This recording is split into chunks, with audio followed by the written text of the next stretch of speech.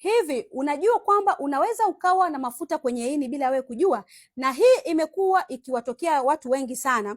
Wanasikia uchovu wa mara kwa mara ndani ya miaka kadhaa. Unajikuta hata miaka 4, 3, 5 huyu mtu anapitia changamoto.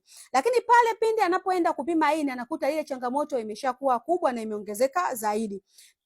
Matibabu yake yanakuwa makubwa zaidi. Kwa hiyo unapoona una uchovu wa muda mrefu, umekaa miaka kadhaa bado hali yako haijawahi kuwa sawa, na ukachukua hali ya kawaida ugonjwa unapokuwa unakusumbua, basi hakikisha uende kwa mtaalamu wa afya ili ukwenda kupima vizuri kujua kwamba ini lako lina shida gani, lakini pia fanya check up body mwili mzima. Lakini si kila uchovu ni ini. Kuna uchovu wa aina mbalimbali, ila kwa mtu ambaye unajua umekaa kwa muda mrefu, huu ndo ushauri wangu. Umepima pressure uko sawa, umepima sukari uko sawa, umepima kila kitu kiko sawa, lakini haukuwahi kabisa kupima homa ya ini, basi hakikisha uende ukapime ili niweze kukusaidia either kwa ushauri, lakini kingine niweze kukusaidia kwa programu zangu maalum kwa ajili ya kuweza kutibu changamoto hiyo. Kumbuka, afya ini ni afya ya mwili mzima.